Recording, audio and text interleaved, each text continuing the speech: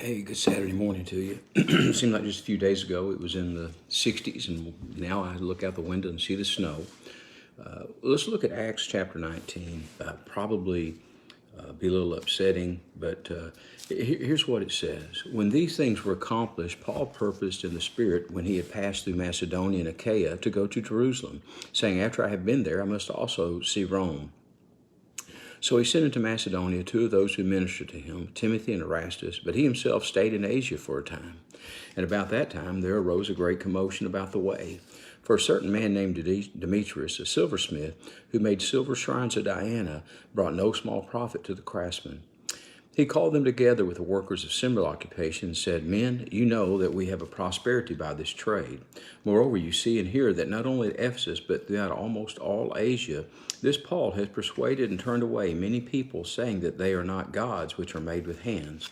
So not only is this trade of ours in danger of falling in disrepute, but also the temple of the great goddess Diana may be despised and her magnificence destroyed, whom all Asia and the world worship." Now when they had heard this, they were full of wrath and cried out, saying, "Great is Diana of the Ephesians." So the whole city was filled with confusion and rushed into the theater with one accord, having seized Gaius and Aristus and Macedonians, Paul's traveling companions.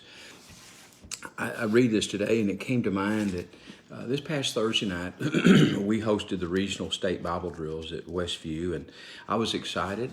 Not many children, but I was excited to see the children as they quoted from this holy word.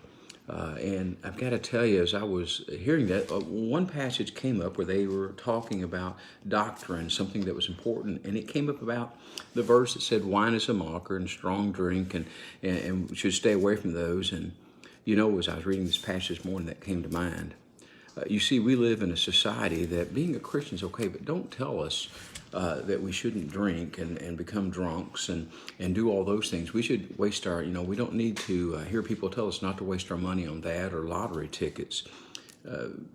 And the problem is when we as Christians don't continue to say that Scripture teaches us that gambling is evil, that wine and strong drink is a mocker, it's not good, and we say that's what God says, so we need to stay away from it as Christians.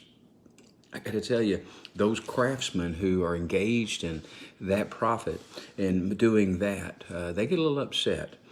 Kind of like this silversmith and his shrine for Diana. They have their shrines everywhere. They have the things they want to do. I want to encourage you, continue to stand what is right, continue to read the Word, and continue to do what God would call you to do, that this ever-loving world would know that there's a God in heaven, and one day He's going to judge. One day we will hear, "Well done, good and faithful servant," because we were faithful to the call He had on our lives. Some things, if it has a hint of sin, a hint of anything at all, we need to walk away from that, whatever it is, whether it's relationships or whether it's activities or actions or business ventures. We need to make sure that we stay untainted from the world and be ready to stand for that. So I just want to give you that challenge this little cool morning that we're in. I want to remind you that at Westview, hey, listen, we're here for you. Tomorrow we have worship. Don't forget, we spring forward in the morning. And so it'll be a little earlier with our time that we need to kind of get up and get around to make sure that we're still on time for things. But just know that you're loved as always, and at Westview, we're here for you. God bless.